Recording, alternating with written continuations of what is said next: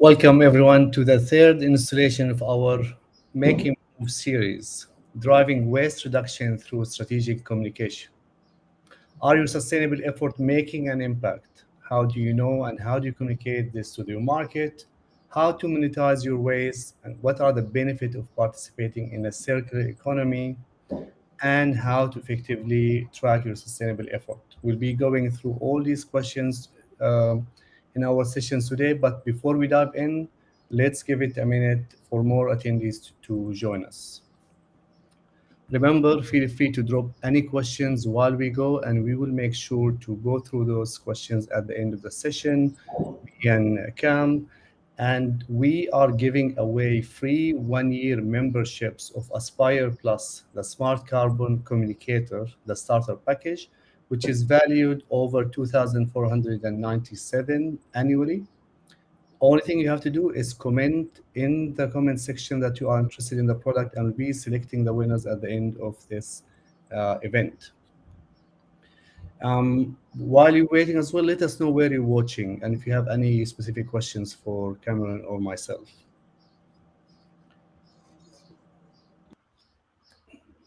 All right, let's make some move. Welcome again, everyone, to our events driving waste reduction through strategic communication. My name is Moham Douna. I'm thrilled to be with you today. We're diving into a topic that's really it's in the heart of today's business landscape: waste, sustainability, and effective communication. But first, few people have asked me personally on the side or in different events I meet them, why more works running these events? Why a creative agency leading and bringing this conversation here to LinkedIn and beyond?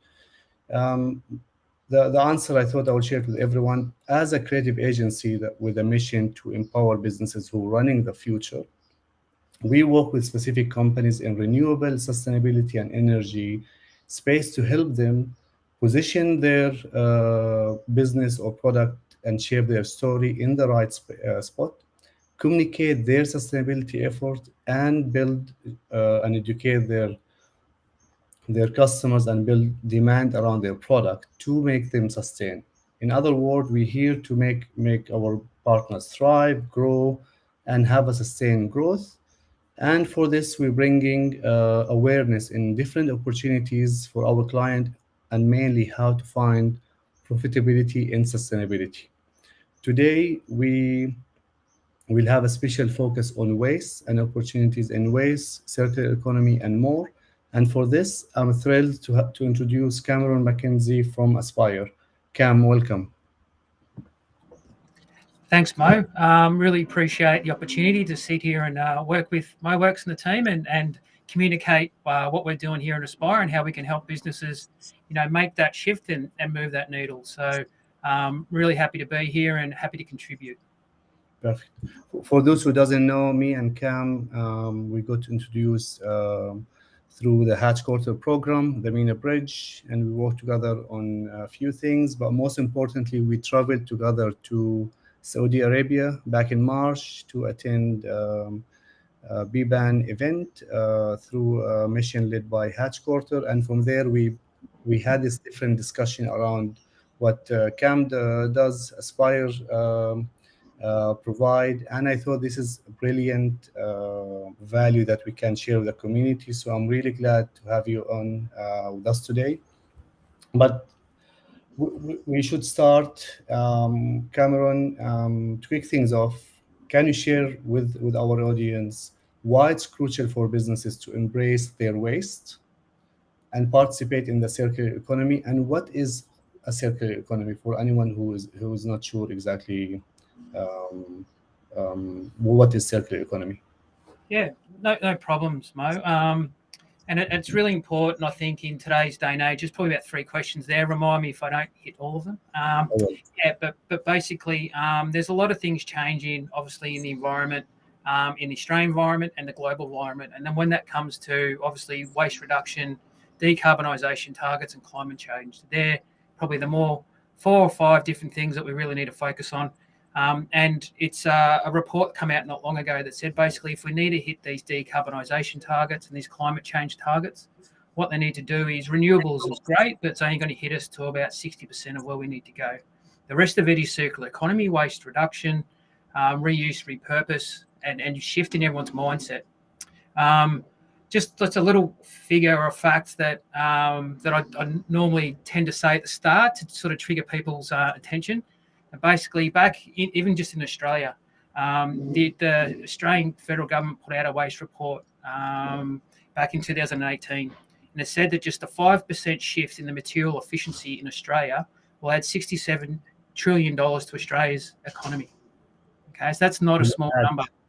We had in 2018, if you make those shift, and those 5% shift, that's not, that's compounding. So you make that shift in the first year, and you're going to be already making those shifts. So it's going to be another 5% on top of that, right? So it compounds that impact. So, what you need to do is start making these changes, and you really got to start getting on the boat, right, and start having a look at your business models, because you're going to get left behind. And you see now that a lot of organisations now, anyone with a stakeholder or shareholder, they're demanding these changes and seeing what you're doing regarding your sustainability goals, right? So it's a big shift. And when it comes to circular economy and what it is, it's, waste reduction or that's, or recycling. That's probably at that last. That's one little segment of the circular economy, but it's all about designing the waste out at the start, seeing what you can do to minimise that impact, see how you can be able to deconstruct these projects, especially in the built environment, a lot cleaner and a lot quicker, to get them reused and repurposed at the end of the life. So everyone hears about, the 3 R's: reuse, repurpose, recycle, but you also got to remember the R's at the bottom. So there's all different. There's re-commerce. There's all different type of things that people are doing at the moment. It's all about making those shifts one step at a time. And that's one of the reasons why, we're here showing you and going to be talking about Aspire Plus later. Because what it is, it's the first step in probably about 10 steps of those circular economy goals. Yeah, we'll dive into Aspire Plus shortly, but I just like to comment on some of what you mentioned, because with circular economy, as you mentioned, like, it's how to think of the waste when you design your product, which is a perfect thing. It's either thinking of it from the material you use, or when the product will finish, the end life of the product, how it can be either repurposed or reused. So integrating this as part of the thinking can make everything or all the other steps or the different 3 R's later on much easier when this is done. So this is a brilliant move, and I believe there's enough social pressure at the moment, and I believe awareness that this need to start being integrated as part of what you aspire as, or the product itself or its KPIs, instead of just the normal measures that we have. We need to start thinking of these products, what's their efficiency for it to be reused, repurposed, or recycled later on. It's interesting that you started speaking about the benefit of the waste from the lens of generating more revenue, basically, and adding to the economy itself, which is, of course, it's a brilliant thing. And I believe it should be one of the key driver why everyone should get into circular economy, or monetizing or utilizing waste, and looking at it as an opportunity. But also, of course, I mean, the obvious one is it has the environmental impact itself. It have other cost saving effect as well. Cameron, if you want to just add a little bit more about how potentially we can utilize those resources so it doesn't go to waste, or so eliminate and more nothing go to waste. Yeah, no problem. I think it's all about creating those sustainable business connections, right? So it's all about how you can establish these connections, talk to the businesses about what's coming out and what's going into another business. There's a term called industrial end symbiosis, right? So what that is, it's one business's end product going into another. So, like, I can give you like a prime example of that. We've got a business on Aspire that was probably costing about $8,000 a month, sending perfectly good fresh produce to landfill. Perfectly good, because it was the quickest and easiest thing to do. By using Aspire, we basically matched them with businesses within their region. One was literally 5 kilometres down the road. These guys have been established for 30 years. almost waved to each other. They knew each other, but they never thought they could connect on this level. And basically, with that was a zoo actually. And they also connected with a business that makes meals for disadvantaged Australians, which is absolutely fantastic. Some of it got composted and some of it went to a pig farm. But at the end of the day, after probably about 2 months of using the platform, they got that price down to about $1,000. So, and that was amazing. So that's some of the benefits of making these long-term business connections and actually thinking about other options rather than just send it to landfill or to a waste contractor. So it's very, very important. Perfect. So with these examples, we hitting the three marks. One business monetize their waste instead of throwing it in or dropping it in landfill. The first business. Second business build a new relationship and manage to cut their costs down by using this waste. Third hit, we minimize what goes into landfill and supported the sustainable impact, have a much bigger of impact. So this from one deal can happen, for example, in Inspire or this kind of relationship, we hitting the three different marks.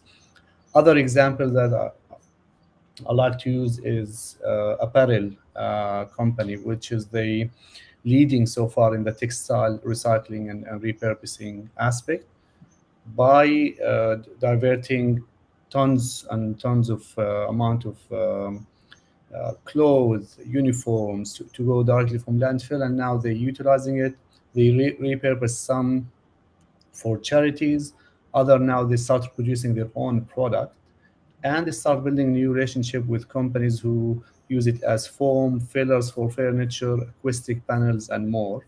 Suddenly, they open a whole new market out of really a thin air of out of nothing, and as a result, they they're making well. They're starting a new business. They providing their clients better material plus things for them to communicate about. Like if instead of they having to produce new fillers or acoustic panels from different materials, they can proudly say that we are using these recycled textile in our product, and we're doing our part on supporting the environment, making an impact on everyone's life as well. So honestly, so like this, it just this kind of communication support every aspect, while it's making everyone more profit. Like it just Yeah. it's an interesting take to on it as well.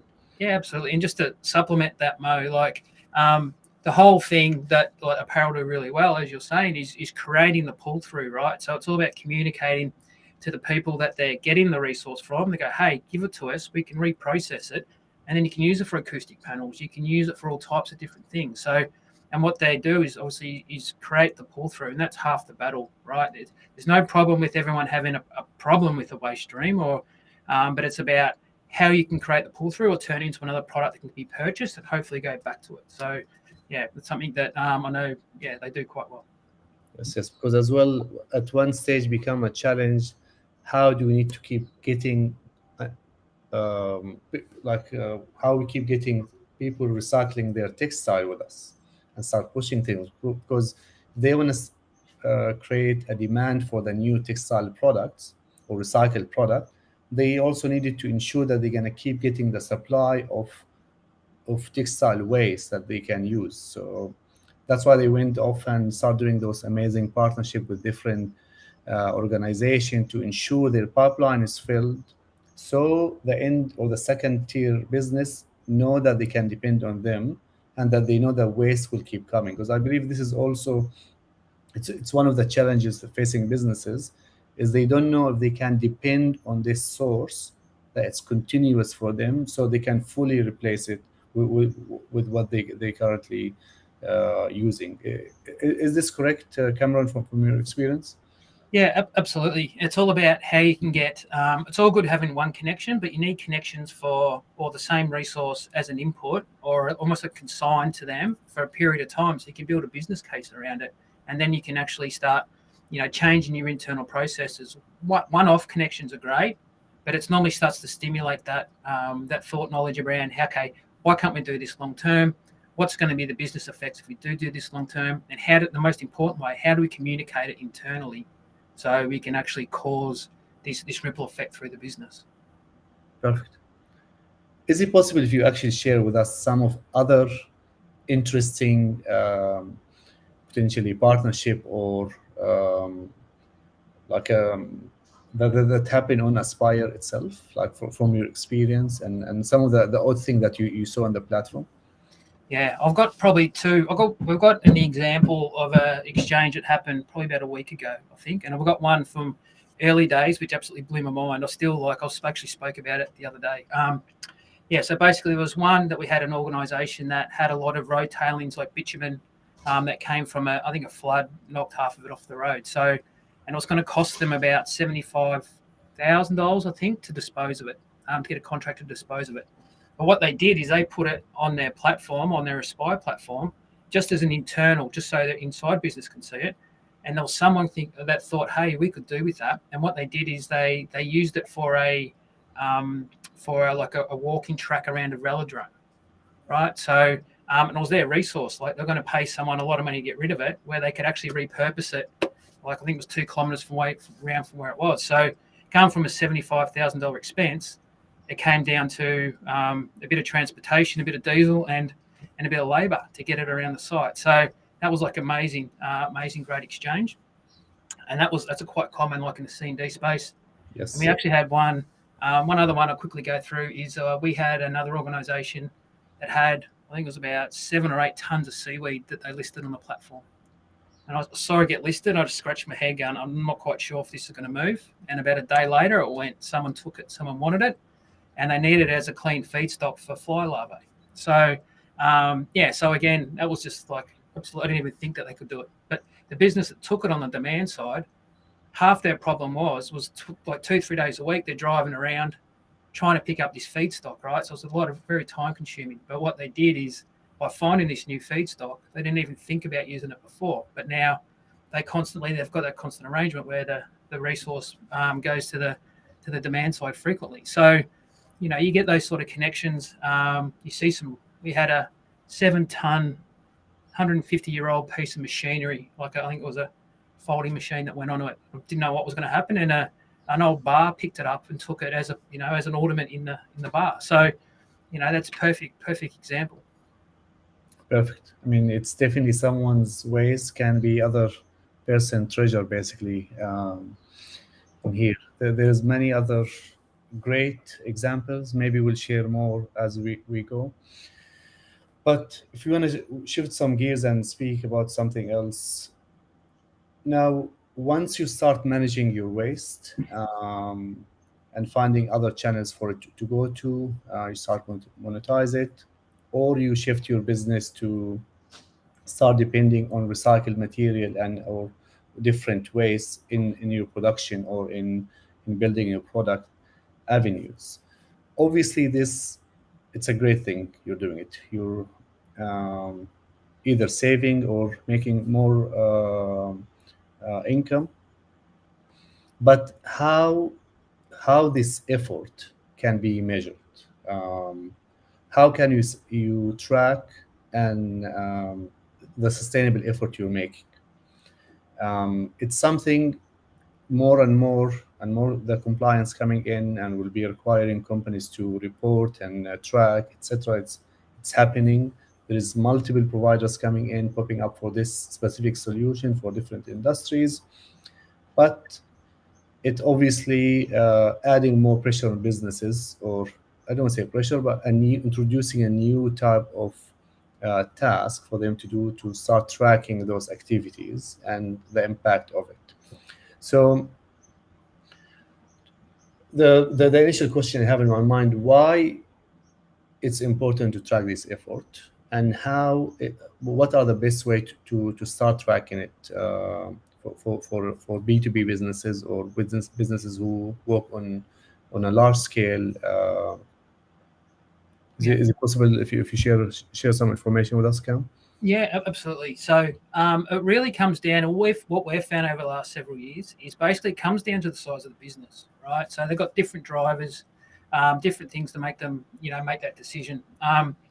Like basically, even like 2 years ago, I used to think about it was money and time, right? That were the two drivers for any business that did it, but it's incorrect, right? It's efficiency and margin. So So if you're going to make a business, if by using like a platform like Aspire and measuring these impacts and making these changes, if it's going to make you more efficient, they will do it. And it's also got to improve their margin, right? So you get these smaller businesses that will be doing okay. They're making maybe 10, 20%, profit margin, but, they might be turning over $500,000. So, but if you're going to increase their turnover to like $1 million a year, and they're only making 2-3%, they won't do it, right? It's more work, more effort for less return. So you've got to think a little bit more like a small business.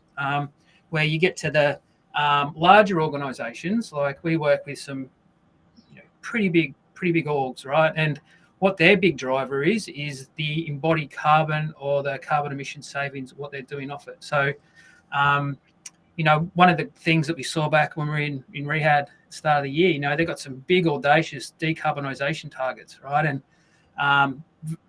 very bold, great thing to do, but they're still working out the best way to do that, to hit that.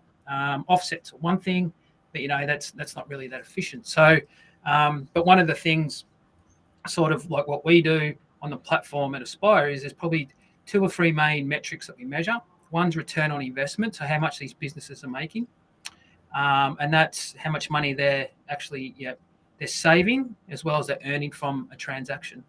So that's 2 main things. And one thing that makes, again, us probably pretty unique is we're ISO verified to be reporting on embodied carbon savings or avoidance.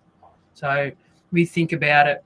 One of the things that we do is if a prime example, like a ton of tyres, right, is 3.2 tons of carbon. So if you exchange that through the platform, we can actually provide certificates to reward you and to sponsor the platform and to sponsor the business. We've got a lot of our organisations that use those metrics or those certificates that we generate to go towards their annual goals and annual targets. So again, it's sort of like there's the renewables that they do, but again, this is the circular economy metrics around how they're decarbonising their circular solutions or their value chain, or it's more around the sort of scope 3 rather than your scope 1 and 2, which are pretty common. Perfect. Is it possible to take us through a demo of Aspire Plus, Cameron, and show some of those examples and how businesses can track and what we can track and how, and then we can discuss how this can benefit their business, their shareholders, their customers, and of course anybody they have to report to and comply with.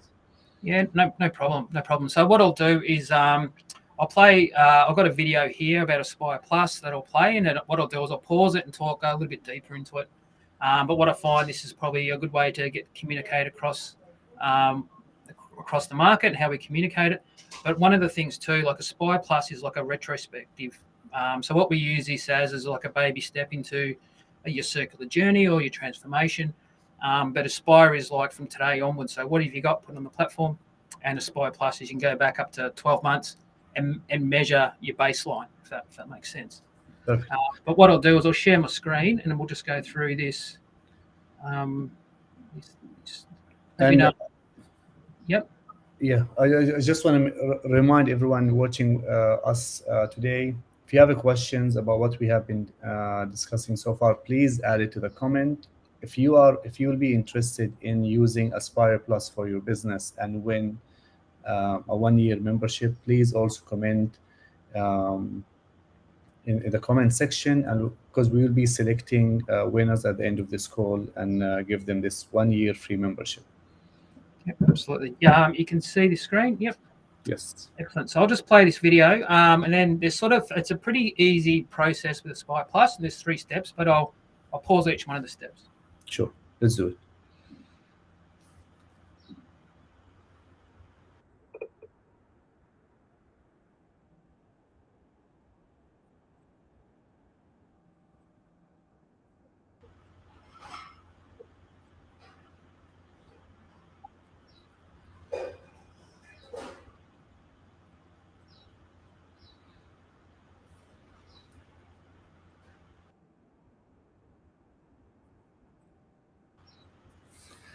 Hear this? We can't really hear the sound, but potentially we can share the link in the comment section for everyone to watch it afterwards. Yeah, no problem. I can hear it loud and clear, but obviously, yeah, no problem. So, um, well, I'll just get to this sort of step one. But basically, what it's about is basically adding, joining the Aspire platform, registering yourself as a business, and we can find out exactly where you're situated, and that really helps towards the carbon tracking efforts. I'll just shift along. So there's some of the information you add.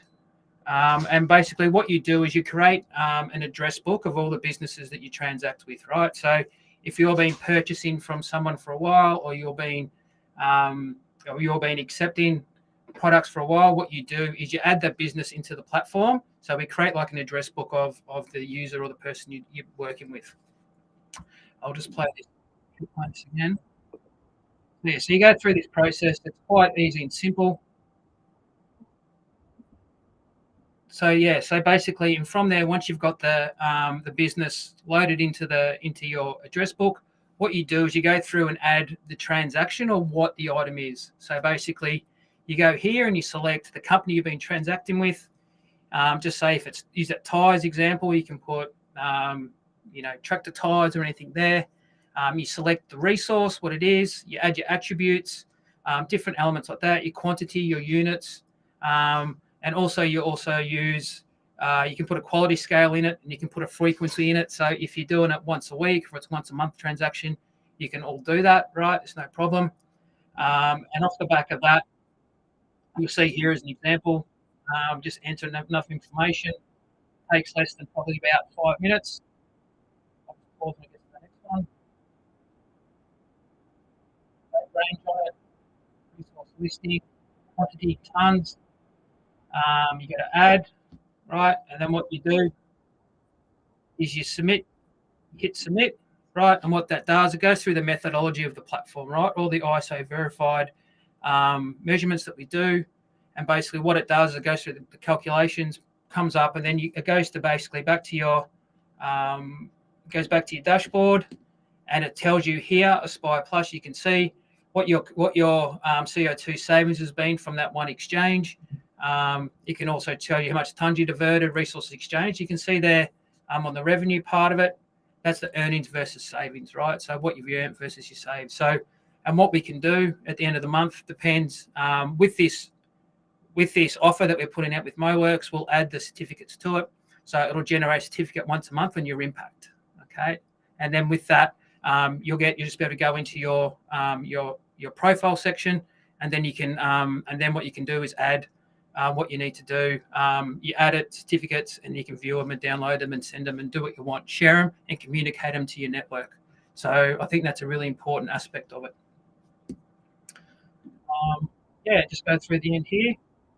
That's about it. So yeah, so basically, if you just want to scan that QR code, what that'll do is it'll take you through to Aspire Plus, and it'll show you what we do. Yeah, and there's different add-ons you can get, so you can actually do all types of stuff. You can get unlimited transactions. You can get 25 transactions if that's what you're doing per month. There's all different elements we can do there. But at the end of the day, what this does is it sort of breadcrumbs people and industry to the next steps on their circular journey. So.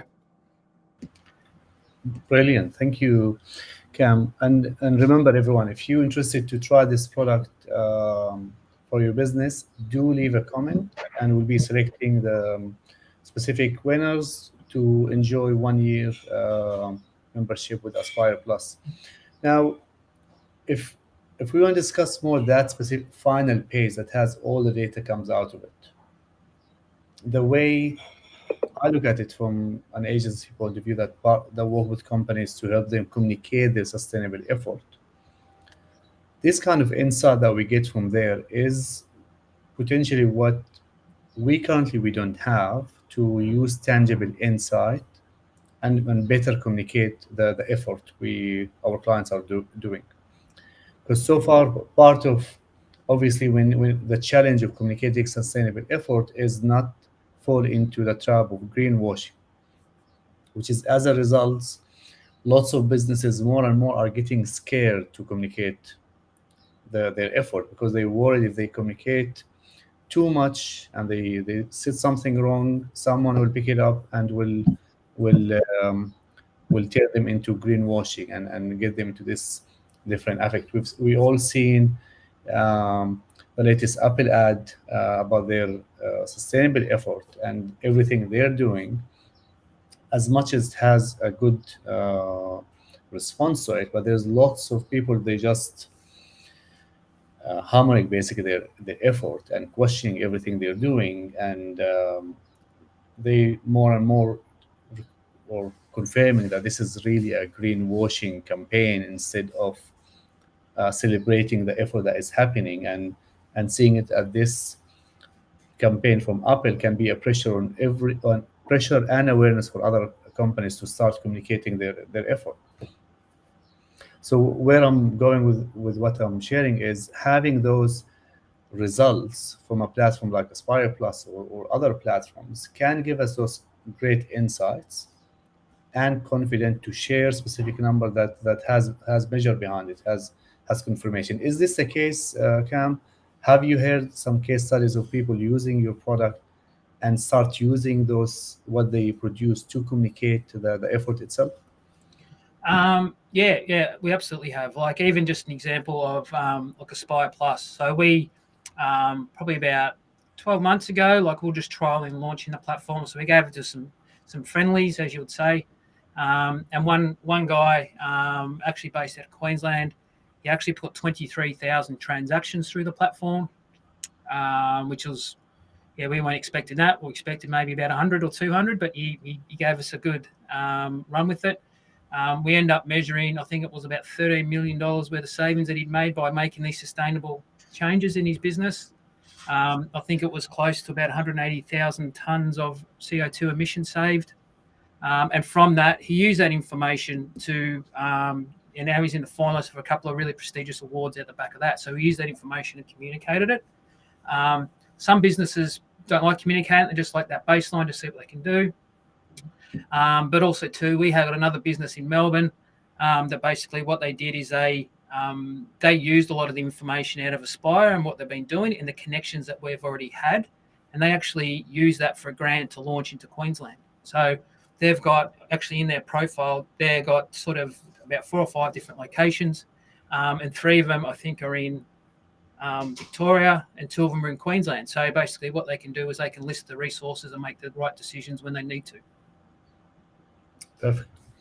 I mean, it's more and more um, required or asked for. As I mentioned at the start, there is real social pressure, and customers want to know, and they start looking to find some answers so they can make better decision on where they purchase.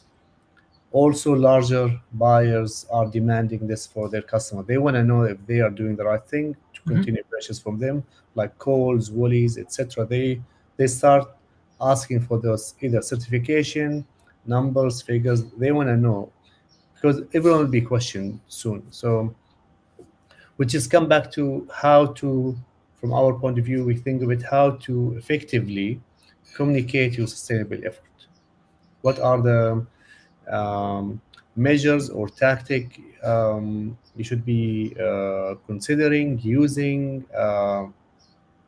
It's all, of course, as start by being authentic, by using the right information that you have, and not mainly not making it sounds much bigger than what it is in reality is. So that's why, depending on specific figures result can make your claims much more efficient and minimize your risk of someone coming coming after you and saying, okay, those numbers you mentioned, it's just doesn't make sense, it's too much large, are you trying to hide something? Because this is what's happening. People who are talking about their effort are the one getting questioned, instead of going to question the people who does not talk at all about their effort. Mm-hmm. It's kind of the, let's say, the, I don't say the sad part of communicating your sustainability effort, but it's the challenge that is currently happening. That's why many people who are actually doing good things, they just not talking about it Mm-hmm. because they don't want to say something, and people coming after them. Um, But yeah, what else? Yeah. Making it simple. I mean, if you look at the data you have in your platform, you have some graphs, some information that can be easier communicated to people. I believe this is a great thing. Using basic language, providing those certification backstories, or I'm not sure if your platform offer like a live link that can be utilized by the client so they can add it to their website so their customers can click in and see their results. If not, potentially this can be a feature count that you want to add on the platform, Mhm. because this will allow businesses to easier share their effort and make it publicly available, or they can choose what to make available or not. But what else? Is there Yeah. any other way, Cam, from your point of view, that to help businesses communicate their sustainable effort? Absolutely. We've like some of our enterprise clients. A lot of them have got links on their website to this is what Aspire is, this is what we're doing. We're supporting our value chain or supply chain in using the platform, so they do that. Some of them don't, but also another feature that we've got on the main platform Aspire is we've got a theme change and a personalization. So you can actually you can see on the Aspire platform it says Aspire at the top. You can actually replace that with your own logo. So anyone in your value chain or supply chain, when they log in under your subscription, they can see, hey, it's MoWorks, right? Hey, you can see it's Hatch Quarter, right? So you can actually do that. So we find that as a good communication tool, and it gives ownership, right? So Yes. a lot of businesses they don't know who Aspire is, right? And what we want to do is basically when they log in for the first time, we want to see who's actually helping them be more sustainable or helping them on their journey. So having that tag is really great. Um, and when it sort of comes down to the validation of sort of the value and savings, we've got a carbon declaration on our landing page, which sort of shares the methodology or some of the things that we do around it. We get tested frequently on it, which is great because that's validation. But also too, when businesses and that use it, they go from our calculations, where it should be here, but you're saying that we're here. And I said, yeah, well, we're being conservative with the numbers because if you get tested, right, this is all about information that you're giving us, right, and we're calculating it to give it to you. But if you're overshooting it, right, it's not going to help anyone, right? It's not going to help you. It's not going to help us. So we frequently get your numbers are pretty conservative. I'm going, they're good to communicate then, right? We don't want to be over communicating them incorrect numbers. Because 100%. In the comment section, we have a question about your calculation. I will share it shortly, but um, it's an interesting question. I also would love to get an answer for it. But about the communicating your sustainability effort, the ACCC has provided a draft guideline so far to how to support your environmental claims, and I'll just share a few points from there. Mainly avoid using vague and qualified claims, quite straightforward. Provide sufficient evidence, either from platform, from certification, from different partners who can give you those, can support your claims. Beware of those absolute claims, 100% natural, 100% effective. We're using 100% of our waste. If you like to compare with anything, make it very clear you're comparing what to what and in what context. And most importantly, beware of exaggerating your effort. As you said, exactly what you just mentioned, Cam. Instead of try to minimize your effort and be on the safe side, instead of saying something that you can't really support, or you have measured it in a wrong way. Finally, use appropriate images, and this has become more about your brand, your visuals, your marketing positioning. Using specific things can be misleading, and you want to be aware of this. So if you have been doing this in the past and it was fine, things are changing, and it's definitely the time to reconsider and rethink of the type of images, uh, text, content that you have been using to communicate your sustainability effort. If you have more questions on this, please add it to the comment, because we are now moving to address some of the questions that we received. Received a few, so the team at Moveworks try making their brilliant job to select some of the questions, and I'm being conscious of time, so we'll see how much we can handle from it. First questions for you, Cam. What approvals, verifications do you have for the calculations at Aspire Plus?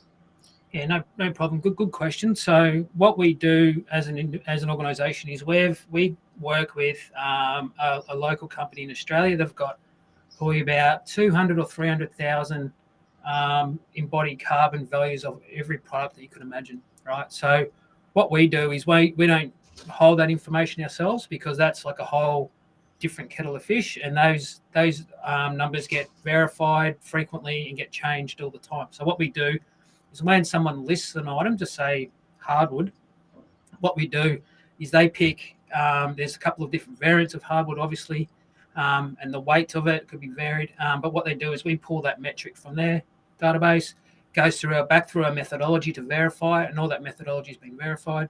So basically, when you actually list the resource, it's got an embodied carbon value of that product, right? Of that's just where it is now and what's doing it, and what you want to do, if it's recyclable, if it's contaminated, or whatever from that. And what will happen too is we actually have got transportation in our metric too. So basically, when you pick it up or when it transacts, that metric will change slightly to deal with the transportation of it. So as a transportation, it's not, we work off like a 20-ton truck. That's the truck that we use, and that's the transportation we use. There's different variants, as you know, when it comes to transportation. It could be it could be Ford Ranger car, or it could be whatever. So, but what we do is we use that as a basic metric. Again, very conservative. Okay. There's a question from Miguel here. What are the effective ways to engage stakeholders in circular economy initiative? So, Cam, from your experience, how do you get people to give Aspire a go, trying to go into it? What are potentially some of the concerns for anyone to start this journey itself? And if there's any specific initiative that you believe have worked in the past, potentially if you can share it with us. Yeah, absolutely. So it's all about, when it comes to businesses, trying to go circular, it's obviously you got to find their driver. You got to make it as seamless and easy as possible. So we work on direct and indirect network effects. So we'll have like an enterprise client, and depending on who they are and where they're located and what they want, any business within their value chain or supply chain can join Aspire for free under that. So what that does, it makes them, or that enterprise client, we like to call them, as that thought leader in their value chain, right? So we're doing this, we're going on the journey, we're bringing you with us, and by that, we're supplementing this platform for you. So that's a good way that we sort of look to do that. And what you do, I don't know if you, it's all about communicating what you're doing and how you sort of fit in the circular ecosystem. And that's what we try to do. We jump on webinars like this. We run our own webinars. Earlier this year, we had, I don't know if anyone sort of followed it, but the Netherlands brought out a world first strategy on circular economy. And it was announced. It wasn't translated into English yet, but we actually had a webinar with the guy from the Netherlands who actually wrote it. So we had a webinar with it and communicated about what they're doing and how they've done it and the thought process around it. I don't know, the Australian government, they're doing a lot at the moment around track and traceability frameworks that they're building, which again is very, very important. So it's all about how you communicate that, but it's all about aligning with policy and procedures that are coming up. Like we've been, one of the things with the track and traceability framework is all around is the validation of where the resources come and where it's going. So we've added a geolocation software in the platform that'll help businesses verify that. Perfect. I was in an event earlier this week with the Victorian cluster, the Clean Tech Victorian cluster, and I was hearing from Earth System. They were speaking about their biochar product. I'm seeing some of the comments here from Frank, I believe, about biochar. So make me remember this. And part of their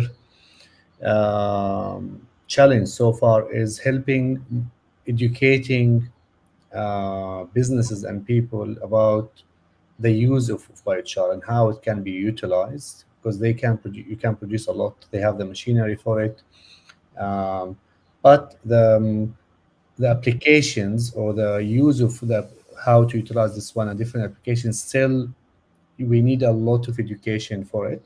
It's happening really well in other countries like in Poland or Sweden and other places, but not yet in really here in Australia. So, and it has its own um, benefit in terms of turning waste into biochar instead of going to landfill. It's carbon negative product, so it can be put back in ground. It support fertile lands and more, but it has different usage as well. And the whole educating process to make people jump on board with this product and find ways to utilize it is obviously a challenge. And the communication was, we just simply need to tell a story about it. We need to just communicate how this can be used, why it's important, how it can turn your waste into another product can be used, because this is for the hard waste that you cannot really turn it to many things or you don't find buyers for it. Simple product can be biochar, but obviously way to go. There's more questions coming in. There's one specific questions for you, Cam, which is from Chantel. She's asking if your product is based Australia based only, and if you have any plan to take this product internationally, specifically in Asia. Good question. And yeah, it's in the pipeline. We're looking at international markets at the moment. As Australia is really great, I think we're establishing here. We're still growing, but I think it's really important to go into new markets. Where hopefully soon enough be landing in Singapore, which would be a great opportunity. And from there, obviously Singapore is a big leader in that Asian region, and hopefully from that we can double down and use that as a market entry plan into Asia. Also, another market we're looking at the moment, where obviously where we met or spent a lot of time, I should say, Mo, over in the MENA region. So we're going through a program at the moment in Qatar, which will hopefully springboard us. A lot of what we learn over there is about that 2030 vision. It's only around the corner. It's only literally almost 6 years and 6.5 years away. So there's going to be a lot of changes quite soon. Asia's got a big drive for it, right? They used to take a lot of our plastics before the blue sky ban from China, but a lot of it already went to other regions like Indonesia and a few others like that. So I think it's going to be really important to create these markets around these products, not these grey markets. But I understand Australia is only, 24, 25 million. And, it's huge. It's a small market. So, but what we want to do is optimize it. Yes, I mean, for Australia, the way I look at it is this market that allow us to perfect specific products, because it is small, but the demand is high, the expectation is high as well, and we don't settle for an average product. So I believe it's great. It's a great place to start, grow, test, and have this perfect market fit product. From there, we also a great launch pad to other regions. So Southeast Asia, MENA region, both are big emerging market that's really coming really fast. This is what we saw there in our visit, is they're really hungry for the change. As you said, it's 6 years. We're gonna be in 2030 vision, and it seems like they're gonna make it, because the amount of effort, investment, and desire to make it happen is huge. Um, but this one, it's for another topic. Please, if you interested in Aspire Plus, reach out to me directly, and I'll connect you with Cam and the team, or leave us a comment here, because we will be selecting some winners after the session and reach out to you directly with the special promo code. Once you do it and in the platform, share back your result with us, and we would love to communicate your effort. But I believe it's a wrap for our session. Cameron, thank you again for your time and sharing more about what you do at Aspire and your knowledge in the space itself. It just as a quick reminder to um, for everyone here, I just want to emphasize that sustainability currently it's still a journey. It's a new journey for lots of companies, lots of businesses, and we, as much as we know a lot, but we're still figuring out few things. So my really advice or wish, take it easy on the people who are communicating their sustainable effort, because they're the one who's doing, trying their best. Encourage them or fix something that you feel is wrong. Go there from this positive mind that maybe you did this one wrong, you should fix it, instead of trying to attack. And if you have this effort and you want to go after the people who's doing it wrong, go and find the people who's not communicating at all, and potentially put your effort over there. If you are in B2B space, you're running your business and you have been doing great things and you want to communicate it, please reach out to me and I will work with you. We're happy to chat how we can communicate this effort. If you're interested to reposition your company or business and build a great product with brilliant experience as well, reach out to me and we can discuss it further. But by this, Cameron, thank you again for your time. Pleasure to have you. I look forward for our next trip somewhere else.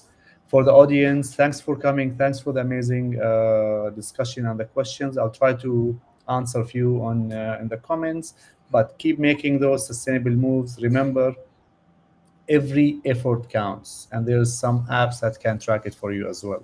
So thank you all, and we'll see you in our next event. Thank you, guys. Thanks for participating. Thank you. Thank you.